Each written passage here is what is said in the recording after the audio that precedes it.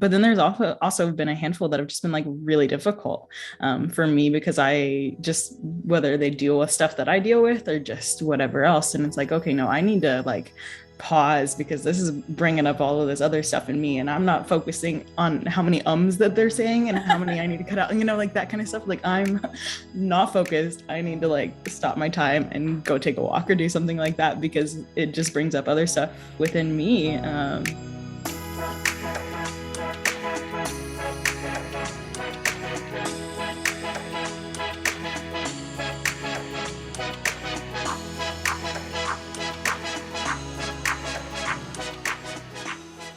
Hello, and welcome back to You Need a Counselor podcast. My name is Julie Johnson. I'm the president and founder of Martas Solutions here in Iowa. We are offering outpatient mental health counseling in our office locations here in Iowa, as well as telehealth sessions for therapy and for behavioral health intervention for kids. And I'm Chrissa. I am the vice president at Martas Solutions in charge of our BHIS department. So BHIS stands for Behavioral Health Intervention Services. And that's where we go in home and work with children and their families on different behavioral skills. And we can also do telehealth or in school or in the office as well. And this is our podcast, You Need a Counselor. So we are designed for people curious about counseling, but have barriers keeping them from experiencing the benefits of counseling. Our mission is to share stories about counseling, good, bad, and indifferent, and spread the message that everyone can benefit from mental health and behavioral health counseling services. Yeah, so we post on Sunday nights, so 5:00 p.m. Central. So if you are a person who does not like doing household chores, such as myself, things like meal planning for the week, making a giant pot of rice or pasta or whatever it is, or putting away your clothes. We fold all of our clothes on Sunday nights, and then we have clean clothes for the week, which thank goodness, because otherwise we would never ever have clean clothes. So if you are a person like that, go ahead and batch up those tasks. Do it once a week, and you can put us on Sunday nights, and then that gives you the entire week to call and get scheduled with a counselor near you. You can also take that time to reach out to us on Facebook or Instagram, and we can get you set up with a counselor in your zip code as well. Okay, so today this is a very like meta type of interview. This is like a podcast within a podcast. So we have a very special guest today. We've got Marta Payne with us. Hey, Marta. Hello. Yes. So anybody watching or listening to this, you know Marta. You just don't know that you know Marta. You don't know that you know her. Marta is our editor. So Marta comes to us with the unique perspective of having watched extensively every single episode of You Need a Counselor podcast, from our very first ones with our old intro into these ones with the intro that is much less embarrassing to me when I watch it. So I appreciate that tweak, Marta.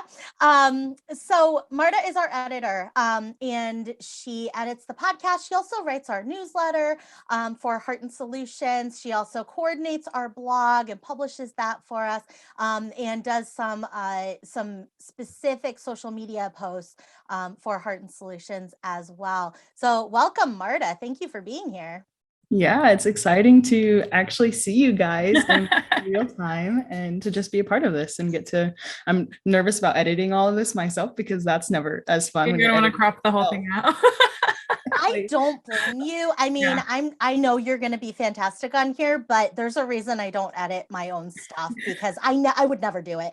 I'd be like, oh, I need to edit that video. Posted. Not watching that. Yeah, exactly. But yeah, it's good to be here. Thank you. So Marta, in addition to doing some really, really great work for the podcast, for Martas Solutions, also is a photographer in St. Louis. So if you are in the St. Louis area, definitely reach out to Marta. We're going to post her information. Well, Marta's going to post her information for you so that you can easily find her. But Marta is, I have to say, we, as an agency, we contract with all different kinds of artists and people who do various other things for us outside of the counseling scope that help us to run the business as it goes. And Marta, I have to say, is the most dependable person. consistently. You ask her to do a project and she does it with excellence.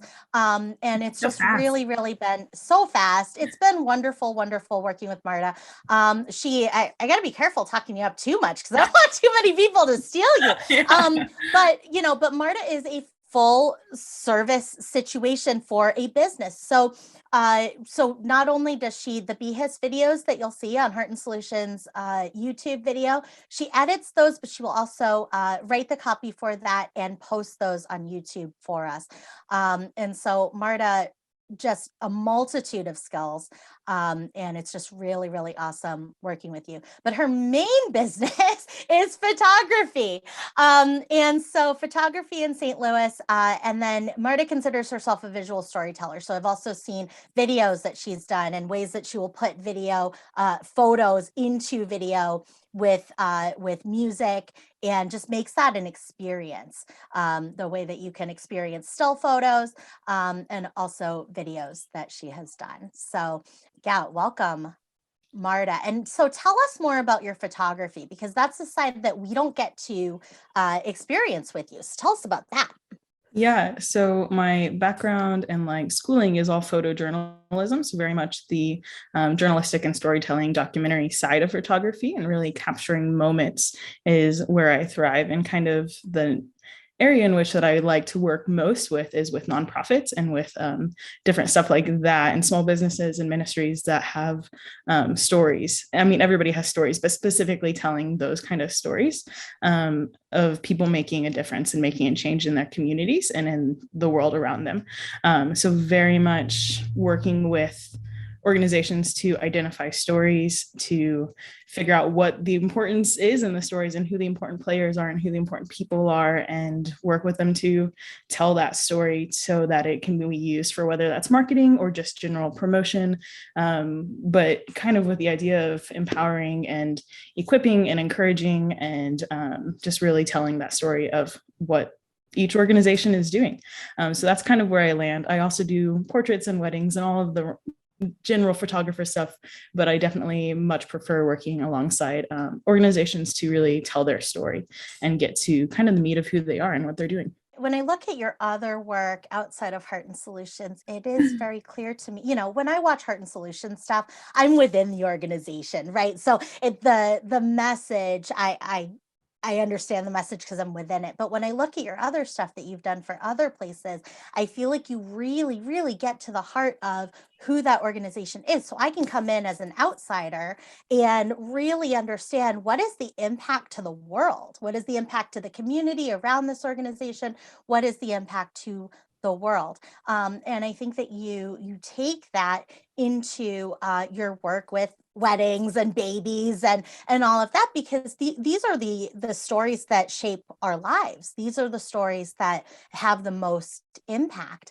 And I think that you do such a great job of kind of capturing who are the people within these photos and what is important to them, right? And what does this event or this organization or this service, what does it mean to them? And I think that that's something that is very unique to you, and that that not every photographer does. It's not just about taking a pretty photo, because we can all kind of do that with selfies or whatever it is, but you use that photography know-how to be able to express something that is a lot less tangible than just the subject of the art. And I call it art because it is. You're putting yourself into that, but you're also drawing out the subject. And I just think it's so beautiful.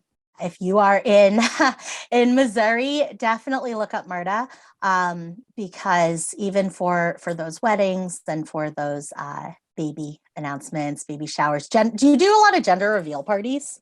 Not really, actually. Okay. I haven't.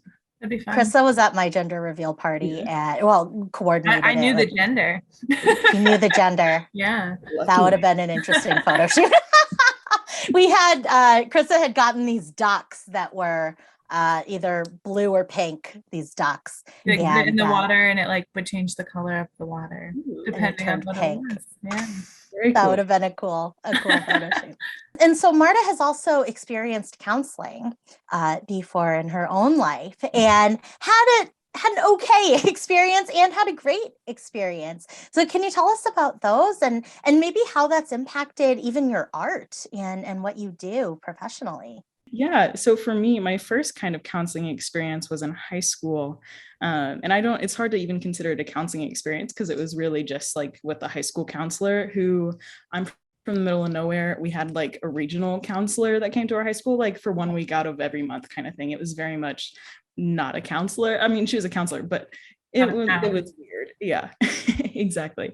And it was very much not my choice.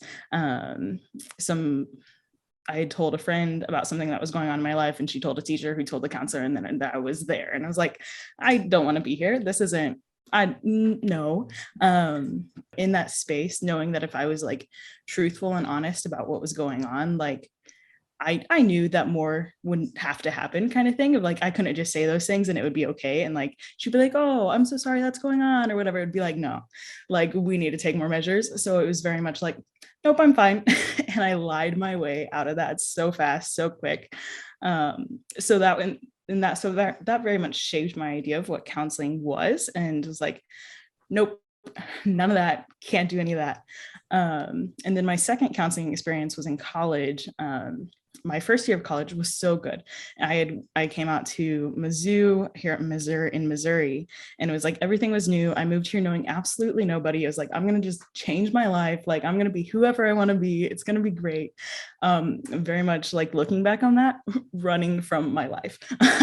But so first year it was so good, but my sophomore year, like life caught up to me, and everything that I was running from caught up to me, and it was horrible and like just really, really difficult. And at that point, I was super involved in a ministry on campus and had some just really great people around me, some really good like mentors in my life, and just like sharing little bits and pieces of what I had been going through. They were like, maybe you should go to counseling, maybe give this a shot. And I was super hesitant. And it took me like a whole semester for my friend to convince me like, hey, we're gonna go to the counseling center on campus and I'm gonna take you there and you're gonna go.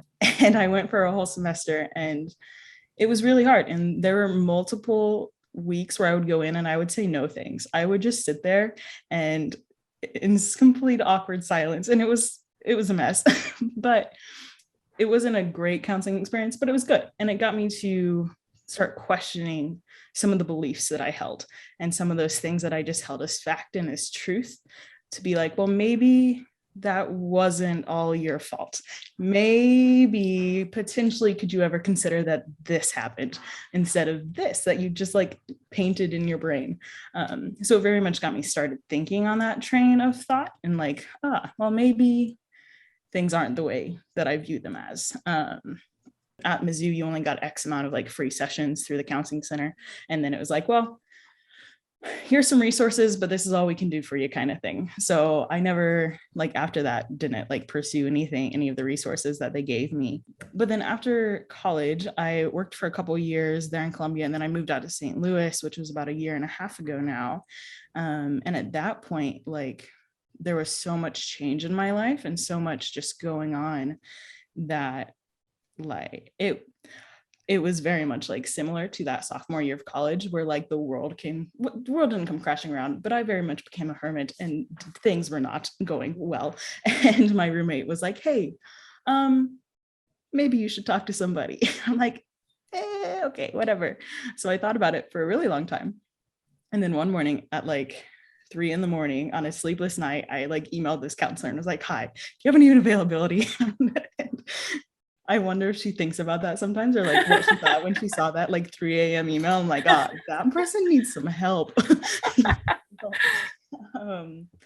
that was about a year and a half ago now, in like August of 2020, that I started counseling like really intentionally and like of my own choice and like really wanting to be there. And it's been really difficult, but it's also been really good.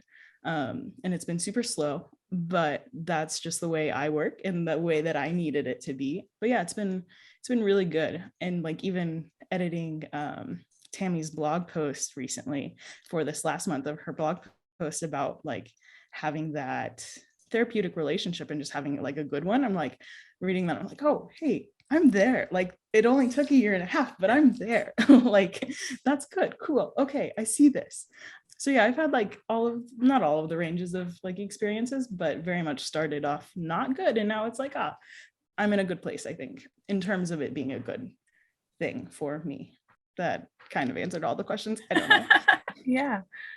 Yeah, absolutely. I mean, the thing that stuck out to me about your school experience with the school counselors, that it wasn't your choice. Mhm. And, in a situation where a lot of your own personal autonomy or your own choices for your life, and especially in school, right? Like in the best of situations when we're a teenager, we don't get choices about what we do. And so, it sounds like at that point that your autonomy was taken away. And so then it was like, well, I have to do this counseling, but I know that there are actions that this counselor needs to take if I tell them certain things. And I'm not in a place to do that. And I like that counselor, it seems like, respected that and allowed you to do sessions where you were like, nope, everything's great, right? When things are obviously not, maybe not obviously, but in certain situations, right? We've got clients where we're like, oh, it doesn't feel like things are great, but we've all also been in places where that felt like our only option, because we have to pretend things are okay. And if we don't do that, our safety can be at risk, right? Our safety, our family safety, can be really in jeopardy. And that's a very difficult place to be, and to have that associated with counseling right at that age, and going like, nope, this is just another person who's going to force me to talk about things or do things that I don't want to do. It's just another person who's going to take away my choices. And I really, really commend you for, well, your friend, first of all, huge kudos to that person, your friend in college that was like, nope, I'm going to sit here with you. Right? Like, you don't have to go by yourself. I mean, how beautiful is that? Because how easy would it be to say, nope, I'm done with counseling forever. Like, that was not a good experience. I do not want to do that. I'm not going to do it. Or to go to that first session in college and sit and stare at the person, Silence. right? And I think I've told my story on here. That was my counseling experience too. As a high schooler, I would just like stare at the person and just not talk to them, and it was still useful because it got me to a place, and it got you to a place where, I mean, thank goodness for that counselor being like, yeah, this is your time. We can sit here in silence if you want to, right? Like, I'm not going to be offended. We can do, it's your time, and allowing you that, because that feels like you were able to take your power back in those sessions. You were able to go, I don't want to talk to you today, and not have to, which is so important. Which then allowed you to go, okay, well, now when I'm going to engage in counseling, it's my choice. It's my decision who I see. It's my choice what I talk about with this person, right? And what that person does with that information. I think that your story going through these different counselors is really a story of empowerment, just being powerless and then taking that power back. And I think it's just beautiful. And I love that you were able to identify in Tammy's blog with, wow, that's where I am now, and that high school version of you. I don't know if that person ever thought, right? They might have read that article and been like, that's not for me though. Right. Right? You're like, that's not the counselor I have. But being able to go, oh my gosh, like, that's where I am. I can't believe that's where I am. Is such a beautiful thing. What a cool journey you've been on, right? It's cool. It's not, it sounds painful, right? But what a cool journey. What a transformation in your counseling experience. Yeah, no, I mean, it's been really good. It's definitely been challenging and been an experience, but it's been a good experience. for me, it's just a lot of, this isn't a question that you asked, it doesn't matter. It's just been a lot of just different perspective, especially in my counseling experience now, of still holding on to a lot of the like beliefs and whatever else that I like really had in college, but like recognizing those and being able to just like to have that other perspective of, hey, you were a child, hey, this, hey, that, you know, and just having that outside person to like kind of be the buffers on, you know, to be like, wait, have you thought about this though? Like, what about this? So it's been good. And I'm definitely really grateful for my counseling experiences and where I'm at now, especially in just the counselor that I have now. She's great. And there was a couple of weeks ago where I just like, I found myself like in a situation, and it was like Thursday and I go to counseling on Wednesdays, and I'm like, why do I have to wait like a whole week? Like, I just want to talk to somebody about this, and having my counselor as a safe person in my life. And like, well, like rationally, I know I have a lot of safe people. I don't often feel like I have safe people in my life to like just talk about things with, or to like bring things to, and like recognizing in that moment that like, hey, she's a safe person for me. And that's huge. Like that is giant for me as a little human. But so yeah, it's good. Absolutely. I mean, it sounds like being able to have that moment of like, oh, wait, I'm looking forward to sharing this experience, right, with my counselor, because I know that when I run through my Rolodex of who I could process this with, everybody's got a piece of me, right? Like everybody that I think of in my mind, I could call my mom, right? But my mom's my mom, right? Like I could call somebody else, but that person is connected to me in some way in my real life. And being able to go, no, I want to talk to somebody. I want to say some things that like other people are going to judge me for.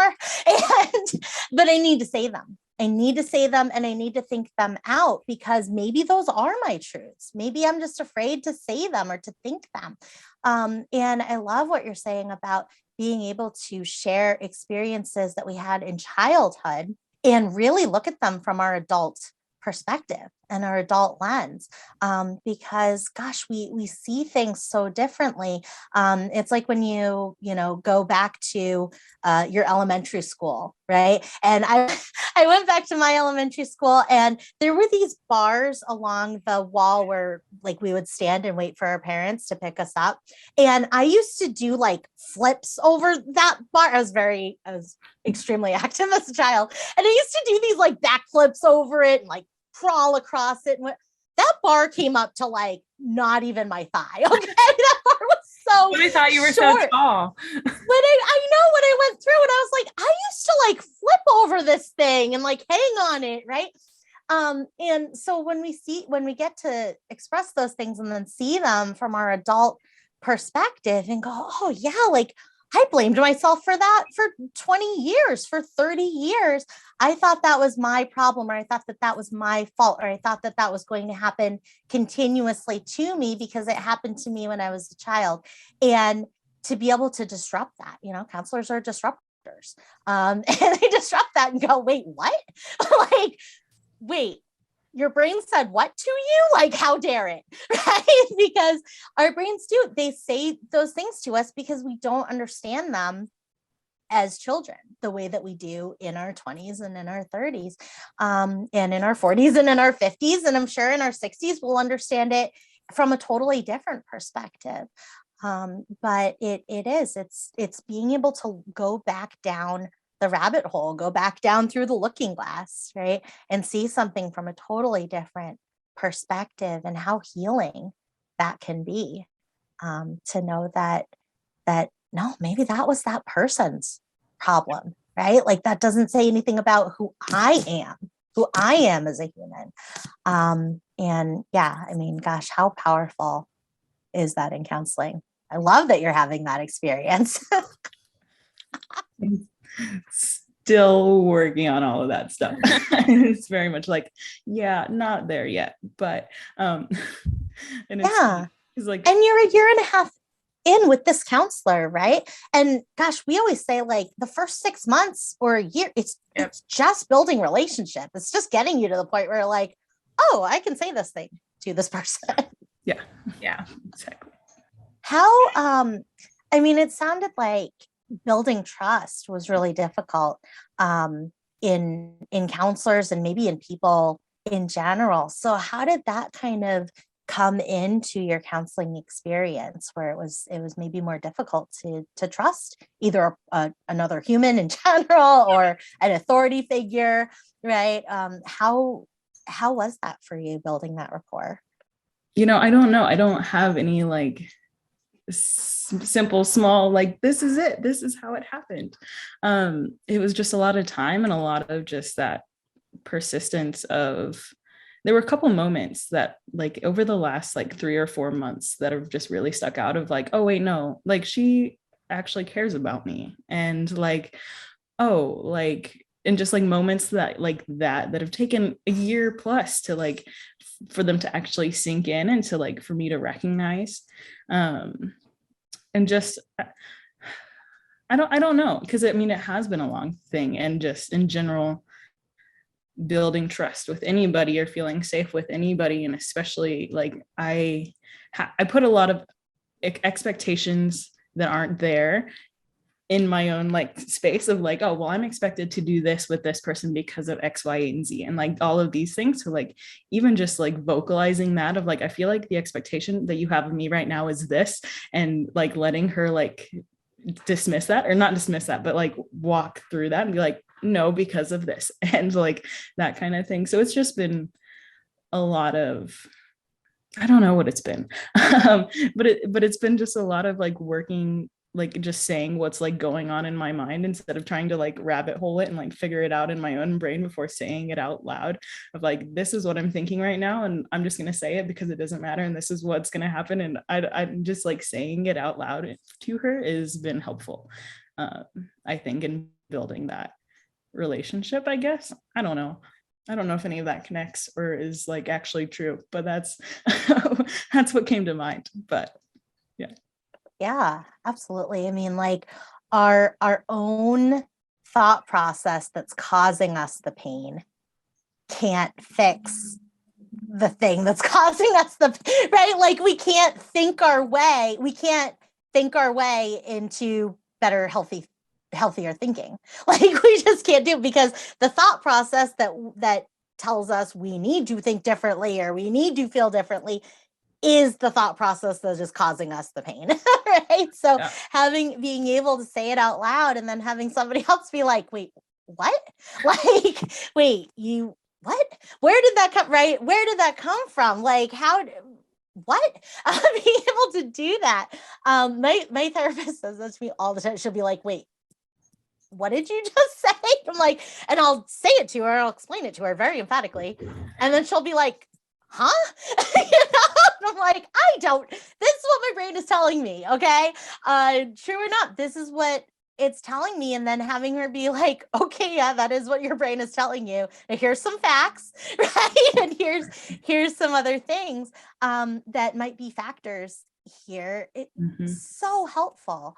And so I love that you're in that place where it is that working relationship, right? It's that like, I'm going to just give you like, bleh, like, here's all the things. And then the therapist or the counselor can go, oh, yeah, like I see where you're coming from with that. What about this though? Like, what about this? And just introducing new ingredients into that same recipe that we may have had our entire lives, right? That same thought recipe, and they're just adding in new ingredients, or they're adding in alternatives of different ways we can think about things. And that's, I mean, that's the beauty of counseling, right? Is being able to, and then sometimes I'll hear my own thoughts that have been swirling in my head all week, right? And I'll get there and I'll say it to her. Well, it's on the phone, so I'll call her. I'll say it to her, and then I'll be like, oh, well, I don't know, like here's what it. Well, this and this and then like she doesn't even say anything sometimes, and I'll be like, oh, well, maybe this is the case, whatever. Right? Yeah. So just letting it hit the air, and that's the thing about about shame, especially. Like, shame is the most deadly thing that we can experience. Every addiction is tied into shame. And so when we hear about people dying from alcoholism, dying from drugs, and dying from compulsive overeating, right? Anything, when we hear about people dying of these addictions, shame is at the root of this, right? But shame can't survive when we share that information with somebody else. And so as soon as we share that information, that thought that's happening, or that memory that's flashing, whatever it is, as soon as we share it, it's out in the light. And shame is like a shadow, right? It can't survive in the light. As soon as the light hits where that shadow was, there's no shadow anymore.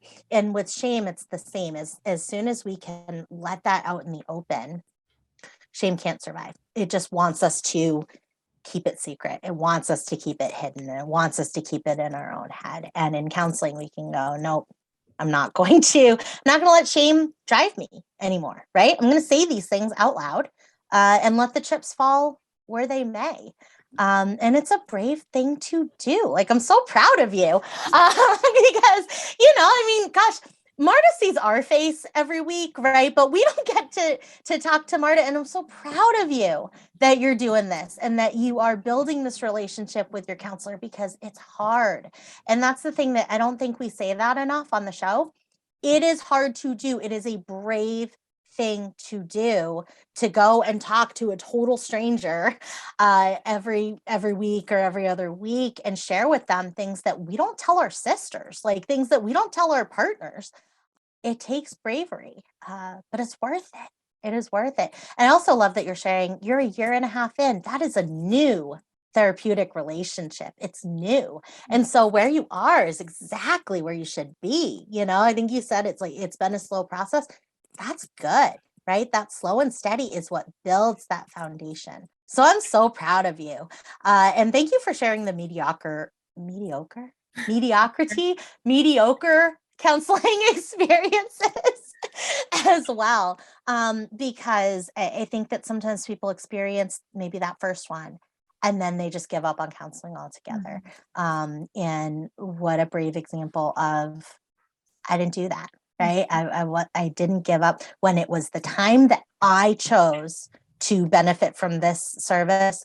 I chose to do it, and I'm taking my time, and I'm not disclosing things until I am comfortable. And I just love that empowerment that you've been able to do for yourself. Thanks. Just like thinking about what you're talking about, shame there. My counselor and I, we joke often that the shame voice that runs around in my brain is like this 12-year-old playground bully. And it's like, that's the kind of like insults that I just like throw at myself. And it's like, oh, hey, but what are you protecting? Like, what are you doing in there? Like, because it's so much for me is that like shame voice is often so much just protective voice as well of just like doing anything possible to like protect myself. And it's like, well, no, like I'm not a stupid loser if I'm telling somebody something or like any of that sort of stuff. So I was just thinking about that because it's funny. It is. I mean, that shame voice, right, comes out in different age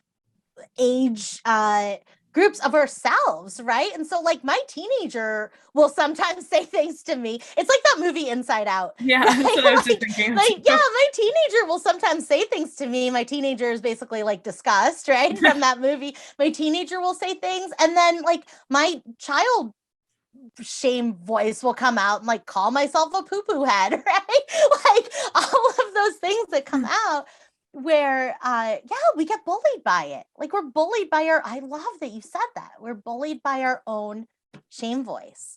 And it's full of lies and it's full of just things that aren't going to be beneficial to us. But like you said, it sounds like protection.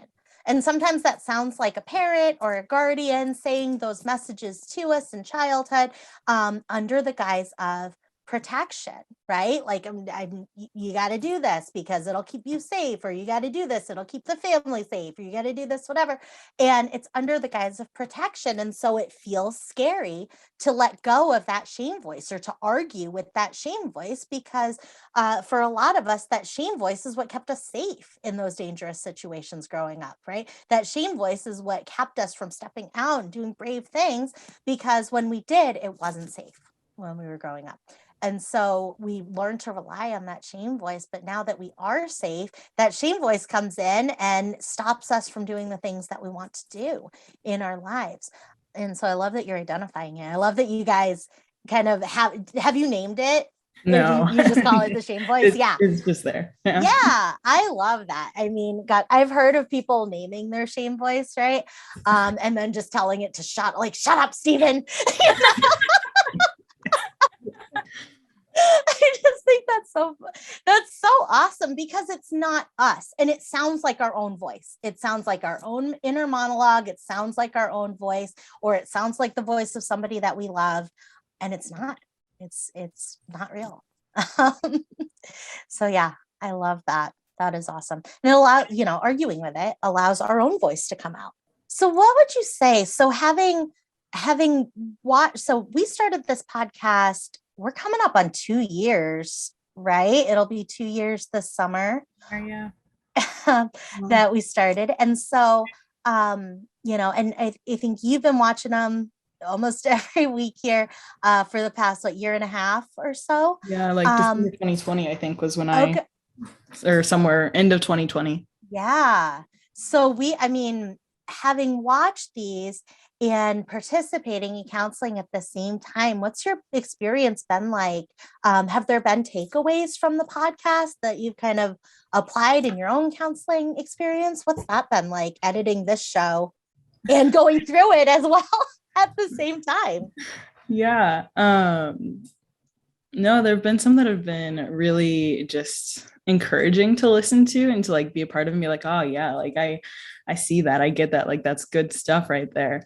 And just really enjoyed listening to a lot of the guests. But then there's also been a handful that have just been really difficult for me, because I just, whether they deal with stuff that I deal with or just whatever else. And it's okay, no, I need to pause, because this is bringing up all of this other stuff in me, and I'm not focusing on how many ums that they're saying and how many I need to cut out, that kind of stuff. I'm not focused. I need to stop my time and go take a walk or do something like that, because it just brings up other stuff within me.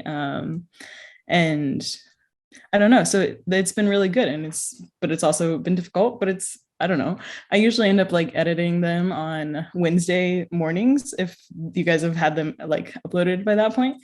And then I go to counseling on Wednesday afternoon. So, I just carry it all over. It's well, here you go. This counseling. Exactly.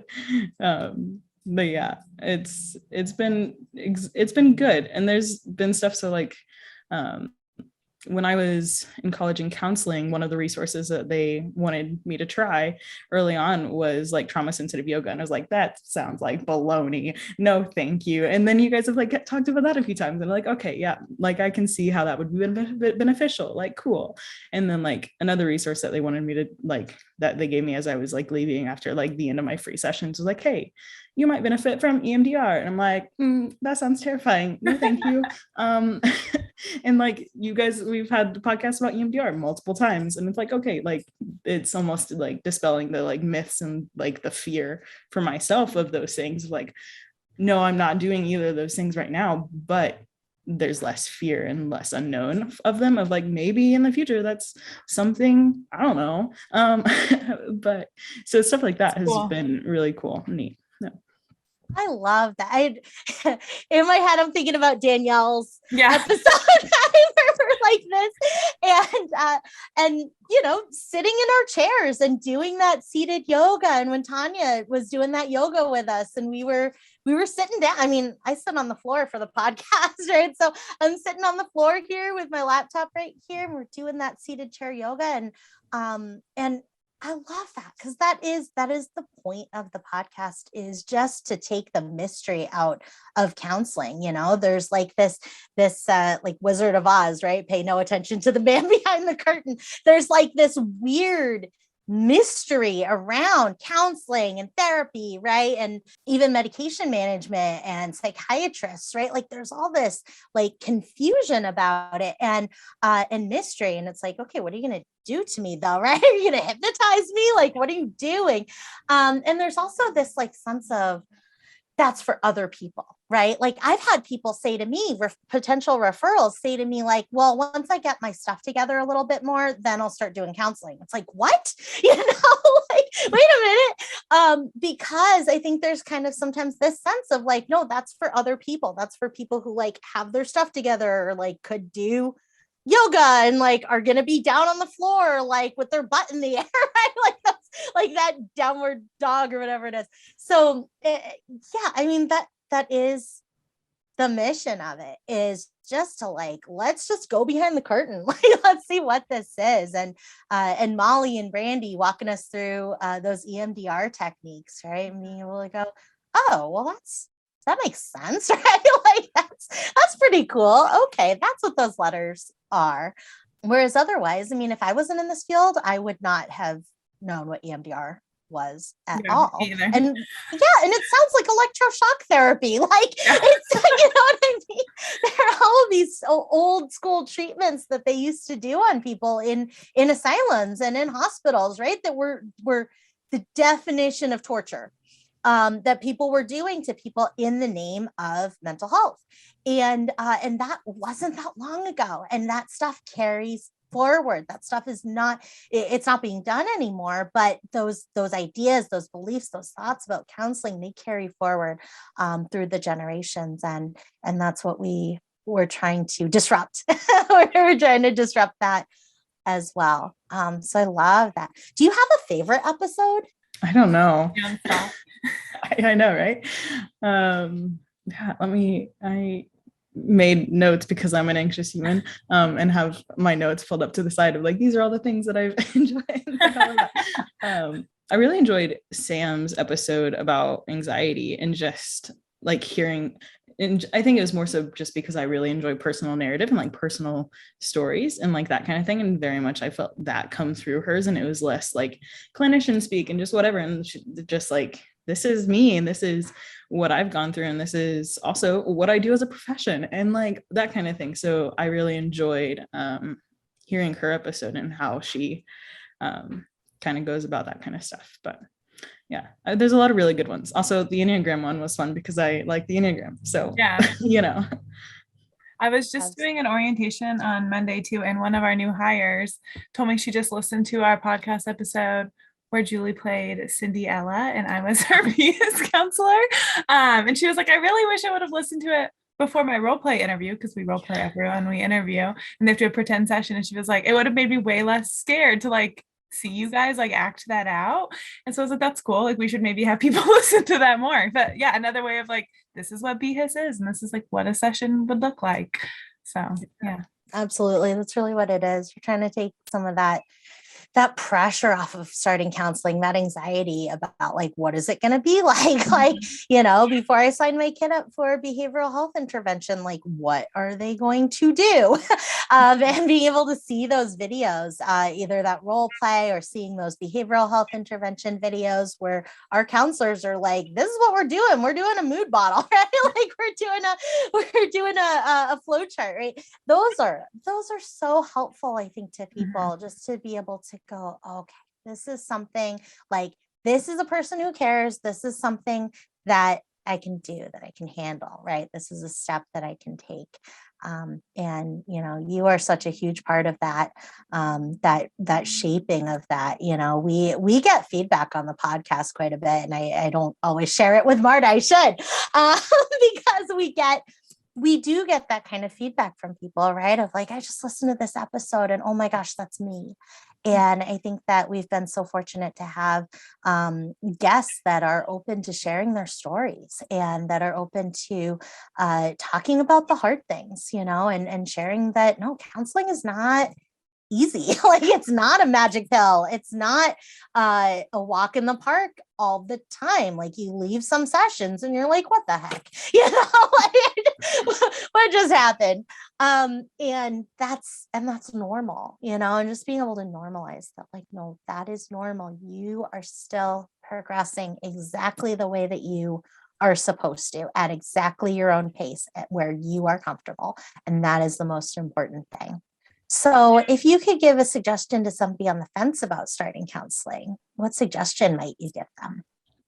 I hear everybody's suggestions like through all of these, and I'm like, oh yeah, like that's good, like all these things, and like, how do I say something different that hasn't been said before? And it's like, I don't know. But I think kind of what the biggest thing for me is just that you're worth the investment of the time. I mean, and yes, the money as well, but you're worth the investment of the time. And even if you don't think you are, like, maybe pretend that it's a possibility. And I feel like that, because oftentimes people's like word of encouragement is like, just do it. Mm-hmm. But like, if you don't even think you're worth the time, why would you just do it? So I think that's something for me, it was just like, no, like, maybe who I am is worth a little bit of time, so that kind of thing, I think, is probably that. Yeah, I love that. I mean, so we don't have to have the belief yet, right, that we're worth the investment, that we're worth it, that we're worth the time and the week, and that, that anybody would care about our problems, right? Like, we don't have to hold that belief. We just have to be willing to believe that. We just have to be open to the possibility that that might be true, and that we might be worth the time and the investment and the money, of the copay or whatever it is. We just have to be willing to believe that. And I love that, because belief in ourselves, that's a big ask. That is a big ask. And the good thing is that we don't have to have that fulfilled. We don't have to check that box, right? So anybody who's listening on like, I can't believe, or, I do not believe right now that I am worth the investment, right? But that's the good news, is we don't have to believe that going into it. We just have to be open to the possibility. You have to be willing to believe. And that is, I think, one of the most magical things about counseling, is that we don't have to be anything except who we are to do it and to benefit from it. And we don't have to go at anybody else's pace. We just have to go with our own pace and do what's comfortable for us. I think that's beautiful. Awesome. Okay. So Marta, tell everybody how they can reach you for photography, for visual storytelling. Let everybody know how they can reach you. Yeah, so my website is just my name, martapayne.com. And my email is just connect@martapayne, and that's PAYNE.com. And I mean, I'm on all the social medias at mmpayne96, I believe. But yeah, that's me. That's where you can find me. Mainly my website's a good place to get a hold of all of that. But yeah. Really, really super dependable. Always does just excellence with the work that she does. So, firsthand account here in working with Marta. It's been a wonderful, wonderful experience. So we really appreciate you. You are amazing at what you do. We really, really appreciate you. And thank you for coming on the podcast and sharing your experience. Yeah, thanks for having me, guys. It's good to see you and actually talk to you. Talk to you. Yeah. The moving pictures are talking back. I'm Marta Payne, and I need a counselor. Mm-hmm. So do I. So does Chrissa. We all do. Thank you so much for that. If you are in Iowa, give us a call at Heart and Solutions, 800-531-4236. you can visit our website at www.heartandsolutions.net, N-E-T. If you scroll all the way down to the bottom of our website, you can sign up for our newsletter that has an original blog by a Heart and Solutions therapist or Heart and Solutions behavioral health counselor. In that blog each month, you also get to see super cute pictures of our pets. So we have Pets of Heart and Solution that also does that design and puts that in the newsletter. So cute. Cats, dogs, everything you can think of. So sign up for the newsletter too, to kind of hear what we are about. And also to be able to see Marta's work there and then check her out on her website. Like Julie mentioned at the beginning, we post every Sunday at 5 p.m. Central. I almost forgot what time. So save up that chore that you hate doing, your laundry or meal prepping or whatever it is, and listen to our new episode. We are on Spotify or YouTube or Apple Podcasts or on our Facebook page at You Need a Counselor. And if you have any questions that you would like us to answer or Marta to answer on a future episode, you can message us on our You Need a Counselor Facebook page or You Need a Counselor podcast on Instagram as well. So I'm Chrissa Hunt. And I'm Julie Johnson, and we need a counselor. And so do you. Bye. Bye.